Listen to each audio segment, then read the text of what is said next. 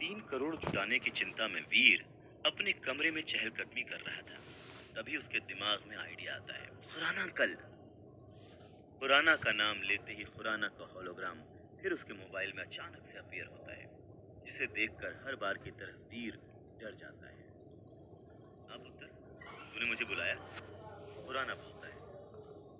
Uncle, आप Aladdin के जिन हो क्या कि मैं आपका नाम लेता हूँ और आप अपीयर हो जाते हो? वीर जेन्युइनली ये जानना चाहता है। खुराना हंसता है।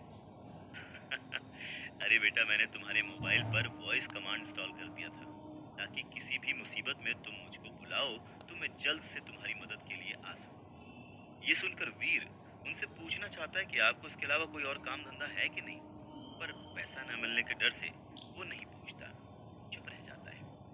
बोल पुत्र, क्या हेल्प चाहिए तुझे? खुराना पूछता है। हेल्प तो चाहिए अंकल।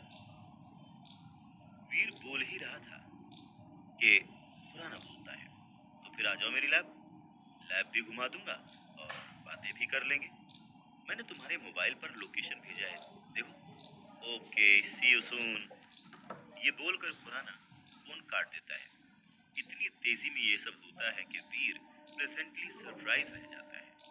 वो सोचता है कि खुराना इतना बड़ा साइंटिस्ट है तो 3 करोड़ तो होने ही चाहिए उसके पास। वीर खुराना के दिए हुए पते पर पहुंच जाता है और चारों तरफ देखता है। वो किसी बड़े ऊंचे कांच वाली बिल्डिंग की कल्पना लिए चारों तरफ देख रहा है। आखिर इतने बड़े साइंटिस्ट हैं खुराना अंकल, तो उनका ऑफिस भी तो शानदार ही होगा। पर वहां तो बस एक टूटा फूटा मकान दिख रहा था।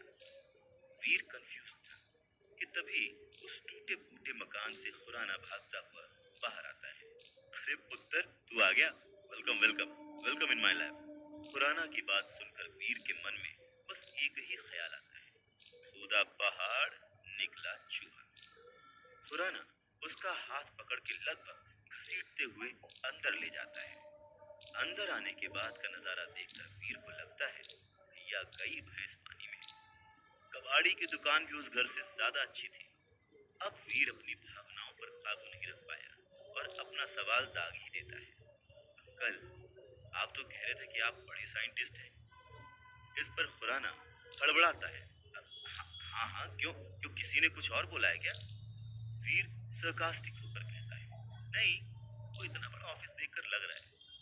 वीर बोल ही रहा होता है कि खुराना पास लगे एक बटन को दबा देता है, जिससे पूरा का पूरा फ्लोर हरकत में आ जाता है और किसी लिफ्ट की तरह नीचे जाने लगता है।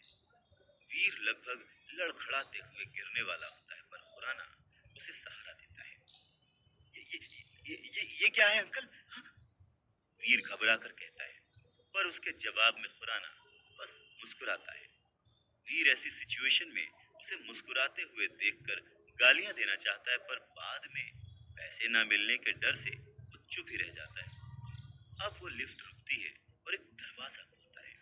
एक तेज सफेद रोशनी से वीर की आंखें चुंधिया जाती हैं और वो अपनी आंखें मीचने लगता है। उन मीची हुई आंखों से वो जो देखता है तो बस उन्हें देखता ही रह जाता है। एक बड़ी विशाल लैब, जहां हर जगह हाईटेक मशीन्स लगी हुई हैं, बड़ी बड़ी स्क्रीन्स लगी हुई हैं, जिसमें अलग अलग डेटास और वीडियोस चल रहे हैं। बड़े बड़े ट्यूब में से फ्यूम्स निकल रही हैं और रोबोटिक हैंड्स अपने अपने काम में लगे हुए हैं। ये खुराना की लैब से ज्यादा आयरन मैन का वर्कशॉप लग रही थी। वीर को लगता है जैसे वो अपने सपनों की दुनिया में पहुंच गया है। वो अंकल, ये तो तहलका है। वीर के मुंह से निकले हुए शब्दों को सुनकर खुराना ऐसे खुश होता है जैसे अपनी खूबसूरती की तारीफ सुनकर कोई लड़की खुश होती है।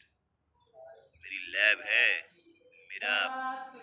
खुराना अपनी तारीफ करते हुए कहता है और अपनी मशीन्स को ऐसे देखने लगता है जैसे मशीन्स ना होकर उसके पालतू जानवर। बोल पुत्र, तुझे क्या हेल्प चाहिए?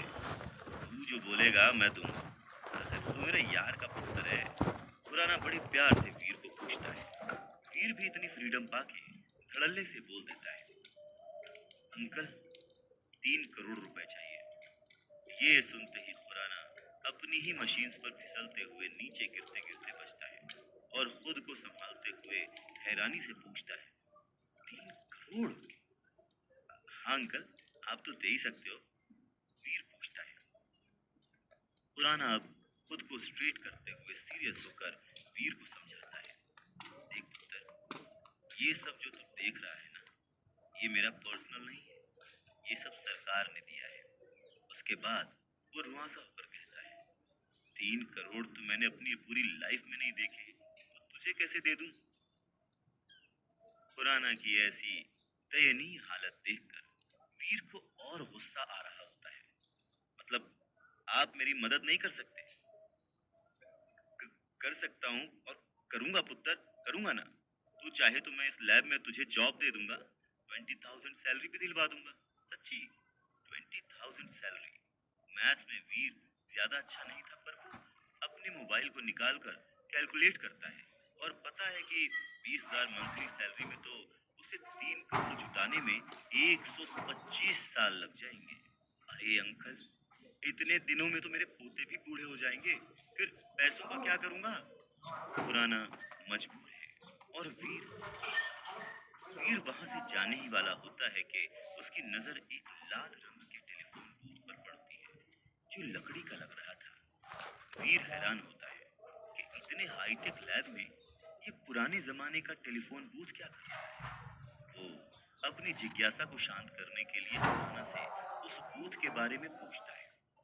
सवाल सुनकर खुराना की मानो आंखें चमक जाती हैं और जैसे 5th क्लास का बच्चा पोम सुनाता है, वैसे ही खुराना उस बूथ के बारे में वीर को बताने लग जाता है। वीर, ये तो सभी जानते हैं कि पूरे यूनिवर्स में पृथ्वी ऐसा प्लेनेट है जहाँ पर जीवन पाया जाता है। हालांकि पिछले कुछ सालों में साइंटिस्ट को पृथ्वी जैसे ही कुछ ऐसे प्लैनेट्स का पता चला है जहाँ पर साइंस ऑफ लाइफ पाए गए हैं।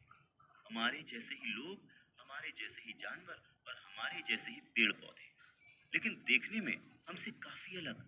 आम भाषा में ऐसे लोगों को हम एलियंस यानी कि दूसरी दुनिया के लोग कहते हैं। डॉक्टर खुराना वीर को समझाते हुए कहते हैं और वीर उनकी बात को समझने की कोशिश करता है। एलियंस? जैसे पीके मूवी में आमिर खान था। पर अंकल, ऐसे लोग तो बस फिल्मों और किस्से कहानियों में ही होते हैं ना। मेरा मतलब है कि असल जिंदगी में मैंने तो आज तक कोई भी एलियन नहीं देखा। हाँ, बचपन में मेरा सपना था कि मैन इन ब्लैक मूवी की तरह मेरा भी किसी एलियन से आमना सामना हो जाए। पर फिर मैं बड़ा हो गया और इस सपने को मजाक में लेने लग गया, क्योंकि मैं समझ गया था कि ये सब सिर्फ किस्से कहानियों में होता है। डॉक्टर खुराना की बात सुनकर वीर काफी कंफ्यूज था। डॉक्टर खुराना ने मुस्कुराते हुए वीर से कहा, हमारी फिल्में और कहानियां कहीं ना कहीं हमारी असल जिंदगी से ही तो जुड़ी होती है वीर। और अब तो साइंस ने भी इस बात को मान लिया है कि एलियंस होते हैं। खैर, अब ये बात तुमसे कैसे जुड़ी हुई है, मैं उस बारे में तुम्हें बताता हूँ। और फिर वीर ध्यान से उनकी बातें सुनने लगता है। पिछले कुछ सालों से हमारी एजेंसी टाइटन ग्रह में एक सीक्रेट मिशन चला रही है, जहां हर साल हम कुछ लोगों को टाइटन ग्रह पर भेजते हैं। दरअसल उस ग्रह पर डेवलपमेंट अभी भी अपनी पहली स्टेज पर है, इसीलिए वहां के लोग अभी पूरी तरह से विकसित नहीं हो पाए हैं। वहां कई लोग ऐसे हैं जो कि ना तो पूरी तरह से इंसान हैं और ना ही पूरी तरह से जानवर। मतलब उनके शरीर के कुछ हिस्से तो इंसानों जैसे हैं, लेकिन उनकी हरकतें और दिमाग जानवरों जैसा है। साथ ही साथ वहाँ कुछ जानवर ऐसे भी हैं जो विकसित होकर बहुत खतरनाक होते जा रहे हैं। इस तरह के लोग और जानवर उस ग्रह के उन लोगों के लिए खतरा है जो पूरी तरह डेवलप हो चुके हैं और जिनकी इंटेलिजेंस भी हम जैसी ही है।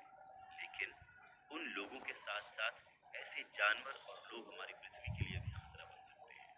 इसीलिए हर साल हम अपने प्लेनेट से कुछ लोग टाइटन ग्रह पर भेजते हैं, ताकि वो लोग हमारी पृथ्वी की तरफ बढ़ रहे खतरे को वहीं पर खत्म कर सकें। ये टेलीफोन बूथ उसी टाइटन ग्रह पर जाने का पोर्टल है। वीर कंफ्यूज्ड है और सवाल पूछता है, अंकल, जब उस ग्रह पर इतना खतरा है तब लोग वहां जाते ही क्यों हैं? हाँ? खुराना मुस्कुराता है और कहता है, पैसे कमाने और ताकत पाने के लिए। वीर प्लेजेंटली सरप्राइज हो जाता है और पूछता है कि लोग कितने पैसे कमा सकते हैं वहां पर? अनलिमिटेड, समझ रहे हो? अनलिमिटेड। खुराना इस तरह से खुश होकर बोलता है जिससे वीर को यकीन हो जाए कि कि उसकी पैसों की समस्या भी टाइटन ग्रह पर जाकर खत्म हो सकती है। वीर सोचने लगता है। वीर को देखकर खुराना को भी एहसास होता है कि वीर टाइटन के बारे में सोच रहा है। खुराना तुरंत ही वीर के सपनों पर पानी फेरते हुए कहता है, नहीं नहीं, पर तुम वहां नहीं जा सकते, इसलिए सोचो भी मत। वीर हैरान हो जाता है।